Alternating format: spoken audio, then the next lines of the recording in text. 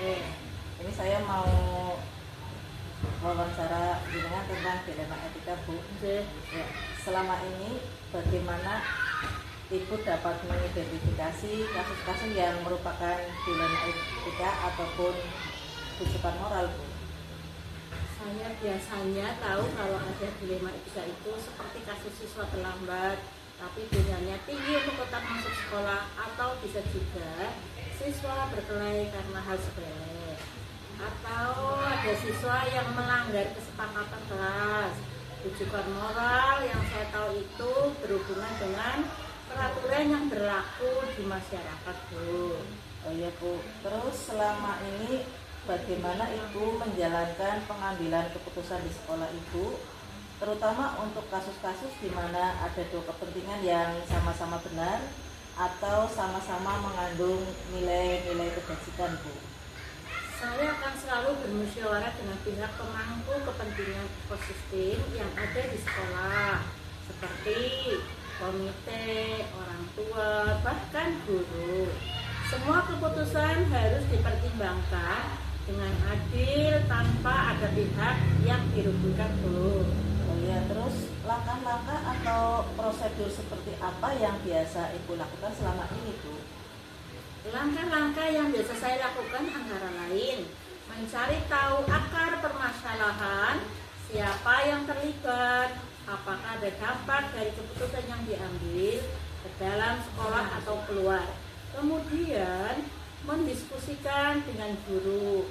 Baru saya ambil keputusan membuat tenggang waktu untuk melaksanakan keputusan yang sudah dibuat.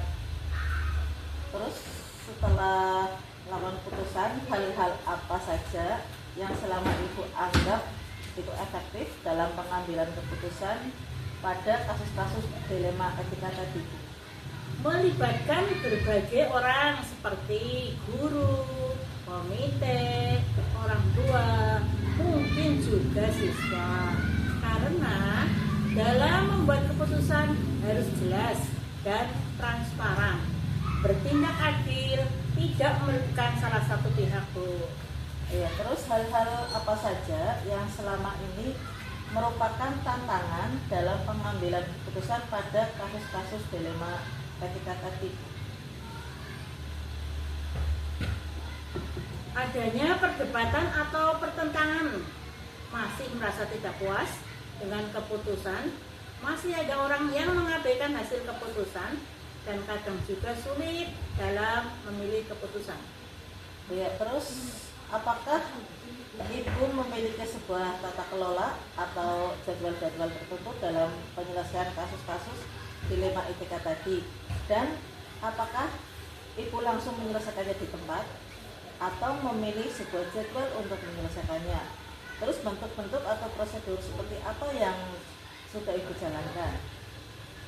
Ya, Bu, saya tidak mempunyai jadwal tetap, tergantung dari ringan atau beratnya permasalahan yang harus diputuskan. Tetapi saya berusaha secepat mungkin untuk menyelesaikannya. Terus adakah seseorang atau faktor-faktor apa yang selama ini mempermudah atau membantu Ibu dalam pengambilan keputusan dalam kasus-kasus dilema etika tadi, Bu? Yang jelas, Dewan Guru sebagai tim utama untuk bermusyawarah bersama dalam menyelesaikan permasalahan. Jika masih belum terselesaikan bersama, rekan sesama kepala sekolah untuk mendapatkan pandangan yang lain. Oh ya, Bu. Nah, dari semua hal yang sudah tadi Ibu sampaikan, lalu pembelajaran apa yang dapat Ibu petik dari pengalaman Ibu dalam pengambilan keputusan dilema etika tadi, Bu? Saya belajar dan dapat dipahami tentang pengambilan keputusan ini. Bahkan adanya komunikasi dan saling terbuka untuk sama-sama menyelesaikan permasalahan adalah hal penting dan indah, karena adanya saling menghormati pendapat dan juga mempertimbangkan semua aspek dan akibat dari keputusan itu.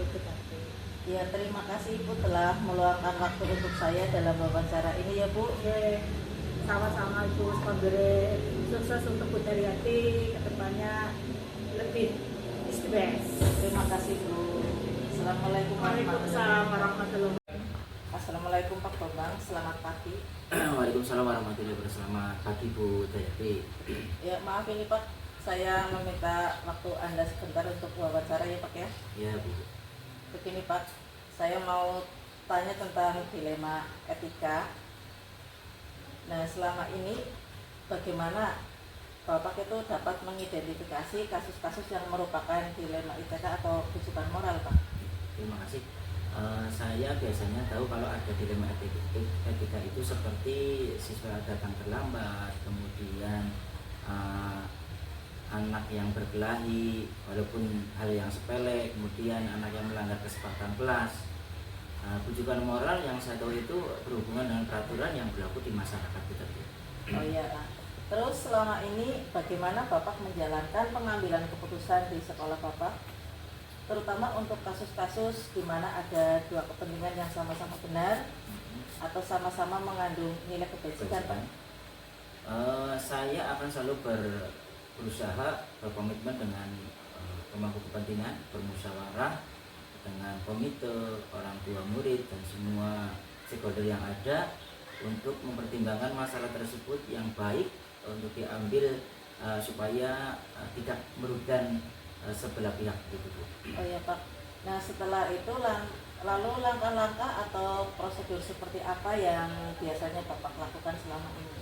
Prosedur dan langkah-langkah yang saya biasa lakukan itu mencari tahu akar permasalahan terlebih dahulu, siapa yang terlibat, apakah ada dampak dari keputusan yang diambil ke dalam sekolah atau keluar, kemudian mendiskusikan dengan guru, baru saya ambil keputusan dan membuat tenggang waktu untuk melaksanakan keputusan yang sudah dibuat. Begitu.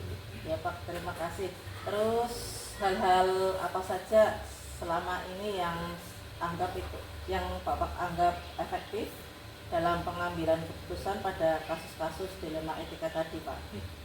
Melibatkan berbagai orang seperti rekan guru, komite, orang tua, mungkin juga siswa. Karena dalam membuat keputusan harus jelas, transparan, bertindak adil, tidak merugikan salah satu pihak begitu. Oh ya Pak. Terus hal-hal apa saja yang selama ini merupakan tantangan dalam pengambilan keputusan pada kasus-kasus dilema etika ini Pak? Yaitu adanya perdebatan atau pertentangan, masih merasa tidak puas dengan keputusan, masih ada orang yang mengabaikan hasil keputusan dan kadang juga sulit dalam memilih keputusan gitu. Ya. Terus apakah Anda memiliki sebuah tata kelola atau jadwal-jadwal tertentu dalam sebuah penyelesaian kasus dilema etika tadi?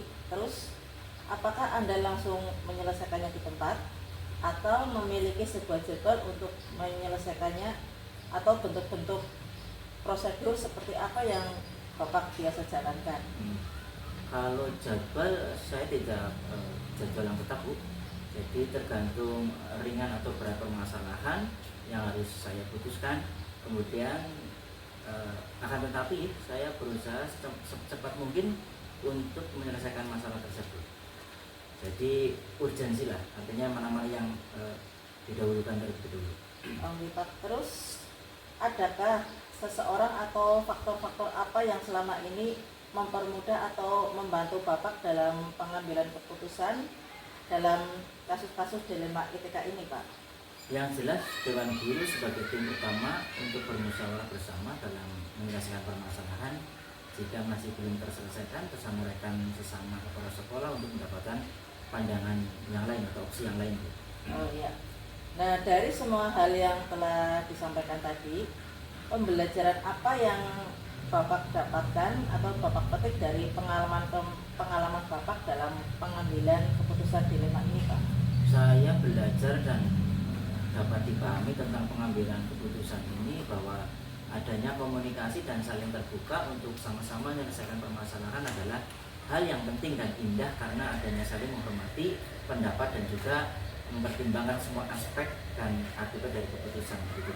Oh iya, terima kasih Pak. Demikian wawancara yang dapat saya lakukan dan terima kasih atas waktu Bapak sudah mau diwawancarai Pak.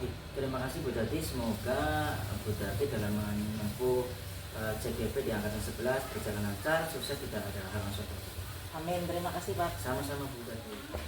Baik, saya akan merefleksikan hasil wawancara saya dengan kepala sekolah, yaitu pertama, hal yang menarik yang muncul saat wawancara adalah kepala sekolah memiliki cara-cara tersendiri untuk menyelesaikan suatu permasalahan, namun masih tetap berpijak pada nilai-nilai kebajikan. Terus kepala sekolah tersebut juga sama-sama mengambil keputusan dengan paradigma rasa keadilan lawan rasa belas kasihan, dan juga berbasis prinsip-prinsip peduli. Namun dalam keputusan mereka belum ada prosedur pengambilan menggunakan 9 langkah pengambilan dan pengujian keputusan.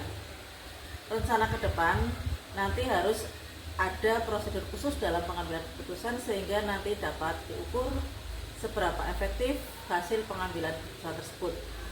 Saya akan menerapkan pengambilan keputusan dilema etika dengan berdasarkan paradigma dan prinsip yang sesuai dengan kasus yang dihadapi, dan mengujinya menggunakan 9 langkah pengambilan keputusan sehingga nanti diperoleh keputusan yang lebih bijaksana.